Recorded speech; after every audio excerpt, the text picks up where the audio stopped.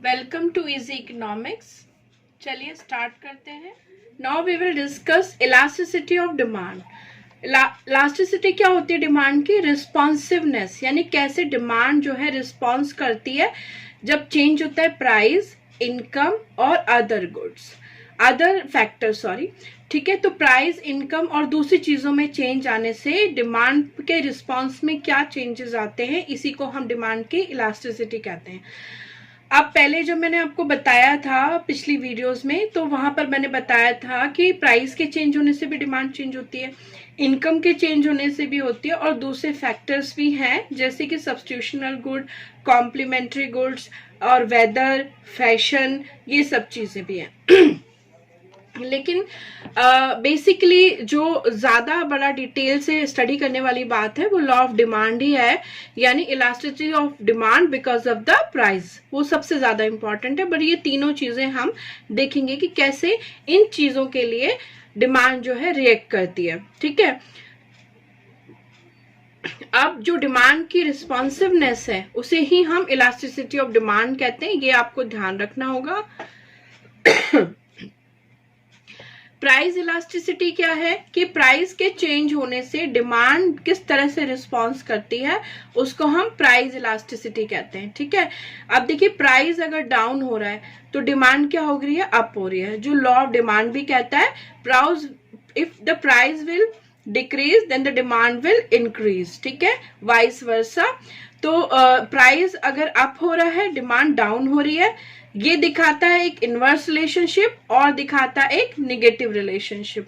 तो प्राइस और डिमांड की जो इलास्टिसिटी है वो सबसे ज्यादा इंपॉर्टेंट है इकोनॉमिक्स में, क्योंकि इसी पे हमारा कंट्रोल हो सकता है, अदर चीजों पे तो नहीं हो सकता, वो कस्टमर से रिलेटेड है। ठीक है, एक प्रोड्यूसर इन्हीं पे ध्यान दे सकता है, और ये इलास्टिसिटी नेगेटिव होती है, इनवर्स चलती है। अब आती है बात इनकम इलास्टिसिटी की। इनकम एक कंज्यूमर के लिए बहुत इंपॉर्टेंट है, और अगर उसकी इनकम घट जाती है तो डिमांड भी क्या हो जाएगी? डिक्रीज हो जाएगी। And if income will increase the demand is also increase, because consumer की अफोर्डेबिलिटी लेवल बढ़ जाएगा, obviously he will demand for the greater quantity. और ये रिलेशन आप देख रहे हैं, एक डाउन दूसरा भी डाउन, एक अप है तो दूसरा भी अप है, एरो जो है सेम साइड है दोनों के, तो दिस रिलेशनशिप इज पॉजिटिव। अब मैंने एरो से इसलिए सिखाया क्योंकि एक होता है कि आप थ्योरेटिकली चीजों को समझते हैं, और एक होता है आप ग्राफिकली चीजों को देख रहे हैं, दोनों एक ही साइड पे एरो जा रहे हैं तो ये रिलेशन पॉजिटिव है, और दोनों अपोजिट साइड जा रहे हैं तो ये रिलेशन एक नेगेटिव रिलेशनशिप है। नाउ क्रॉस इलास्टिसिटी क्या है? क्रॉस इलास्टिसिटी तब होती है जब प्राइस एक दूसरे गुड्स का है और डिमांड जो है अफेक्ट किस पे पड़ रहा है? दूसरी गुड के डिमांड पर, तो इसे क्रॉस कहते हैं, क्रॉस हो रहा है।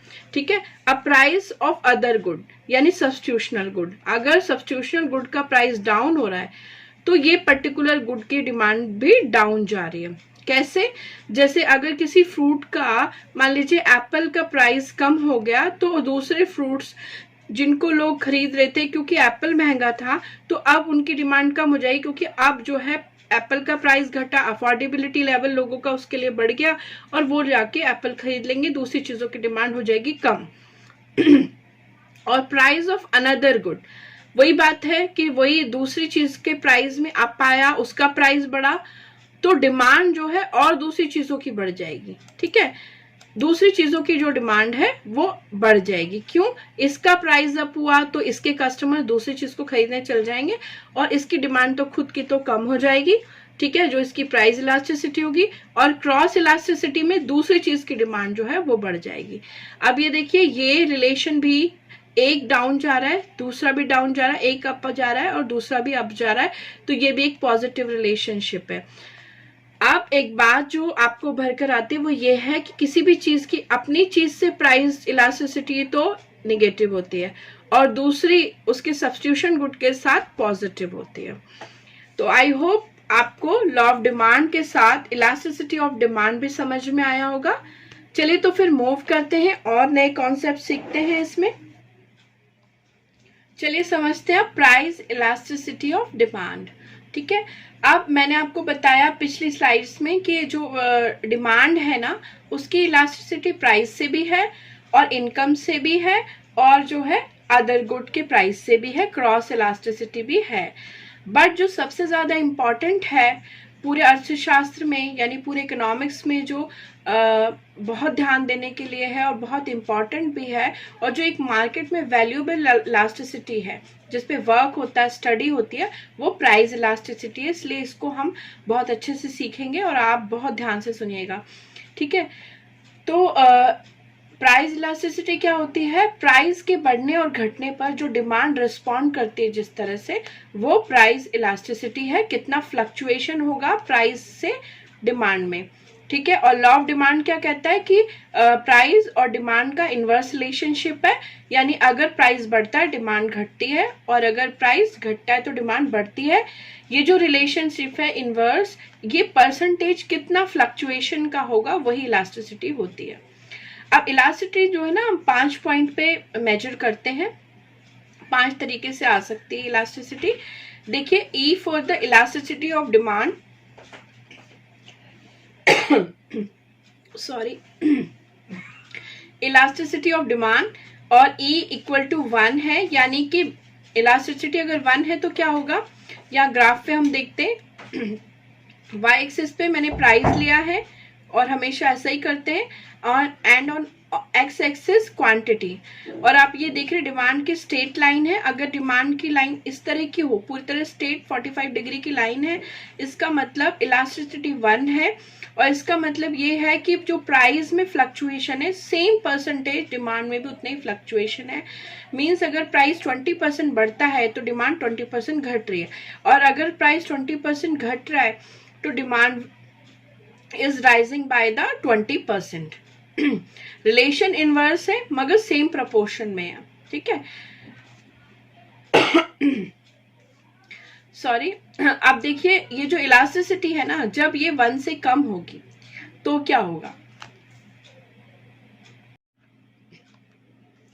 अब देखिए जब इलास्टिसिटी 1 से कम है यानी कि फ्लक्चुएशन कम है। इसका मतलब क्या है कि यहाँ पर देखिए इस ग्राफ में ये है आपकी डिमांड लाइन, तो यहाँ पर अगर प्राइस जो है 20% घट रहा है तो डिमांड जो है 10% ही बढ़ेगी, यानी जितना प्राइस का चेंज है डिमांड का चेंज उससे कम हो रहा है, ठीक है। अगर प्राइस जो है 50% इंक्रीज हुआ तो शायद डिमांड जो है 20% ही घटे, यानी डिमांड जो है लॉ के अकॉर्डिंग चल तो रही है इनवर्स, बट वो परसेंटेज वाइज कम है, तो इसे कहते हैं elasticity less than 1।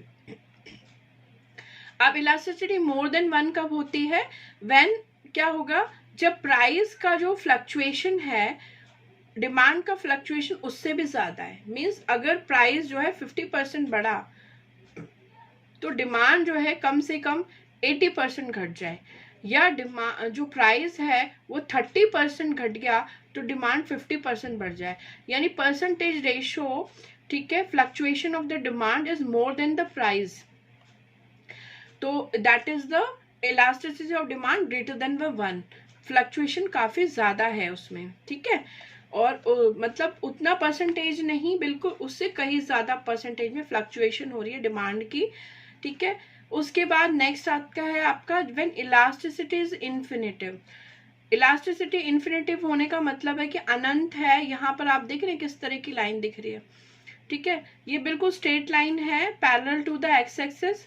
It shows that कि there is no change in the price but there is a drastic change in the demand. There is a continuous change. Demand is changing continuously, और इसमें price का कोई change नहीं है, फिर भी demand change होती जा रही है, और इसे इन्फिनिटी डिमांड कहते हैं कि ये तो मतलब अनंत हो रहा है, कोई चेंज प्राइस का है ही नहीं और डिमांड चेंज होती चली जा रही है, और इस पे तो कोई कंट्रोल मार्केट का है ही नहीं। जब बेवजह ही डिमांड चेंज हो रही है तो जरूर ये अदर फैक्टर से अफेक्टेड डिमांड होगी। लेकिन ये बात यहाँ पर मैं आपको बता दूं कि ये एक अनरियल सिचुएशन है, ये पढ़ाने के लिए पढ़ा दी जाती है, और रेयर ही ऐसी कभी सिचुएशन आई होगी, अदरवाइज कभी ऐसा नहीं होता कि प्राइस में कोई भी चेंज नहीं है और डिमांड ही बढ़ती चली जा रही है, ऐसा कभी भी नहीं होता। तो ये एक अनरियल सिचुएशन है, फिर भी इसको जानना जरूरी है। May be some of the reason we can see such type of elasticity of the demand, ठीक है। नाउ E इक्वल टू 0, अब जो है इलास्टिसिटी 0 कब है, मतलब प्राइस में चेंज है, ठीक है। तो प्राइस में कोई चेंज है, मतलब होता ही जा रहा है प्राइस में, और डिमांड में कोई अफेक्ट ही नहीं हो रहा, प्राइस कंटिन्यूसली बढ़ रही है। और आप देखिए बिल्कुल स्ट्रेट लाइन यहाँ पर parallel to Y axis of the demand है, तो यहाँ पर कोई चेंज इन डिमांड, तो सेम क्वांटिटी पे ही मतलब फिक्स हो गई है, और प्राइस कंटिन्यूस बढ़ता जा रहा है। और it is also a unreal situation, because ऐसा होना भी बहुत मुश्किल है, किसी चीज का प्राइस फ्लक्चुएट होता चला जा रहा है और डिमांड में कोई भी फ्लक्चुएशन नहीं है। It's rare to see, it is unreal I think, but इसको आप सबको ध्यान रखेंगे। कुछ टाइम के लिए हो सकता है ये चीज भी हो जाए, कोई इमरजेंसी सिचुएशन ऐसी आ जाए कि किसी भी चीज का, मान लीजिए मेडिसिन का प्राइस बहुत ज्यादा हाइक कर गया, मान लीजिए डबल हो गया, और फिर भी उसकी क्वांटिटी उतनी रही, ये बहुत छोटे टाइम के लिए ये कंडीशन आ भी सकती है, बट जनरली नहीं आती है, ठीक है। तो these are the measurement scales to measure the demand. It can be equal to 1, less than 1, greater than 1, infinitive और 0 can be. अब मैं आपको बता दूं कि कैसे सिर्फ ग्राफ को देख के पता चलता है कैसी डिमांड है। देखिए अगर 45 डिग्री की डिमांड लाइन है तो ये इक्वल टू 1 है, अगर ये जो बहुत ज्यादा स्टीप है लाइन तो ये लेस देन 1 है, ये बहुत ज्यादा फ्लैटन हो रही है तो ये ग्रेटर देन 1 है, और ये बिल्कुल पैरेलल टू एक्स एक्सिस है, इन्फिनिटिव है। ये यहाँ पर 1 नहीं होना चाहिए था, ठीक है, इन्फिनिटिव ही है वो डिमांड। और ये जो देखिए यहाँ पर क्या चीज है कि बिल्कुल पैरेलल टू वाई एक्सिस है, इसका मतलब इलास्टिसिटी जो है 0 है, ठीक है।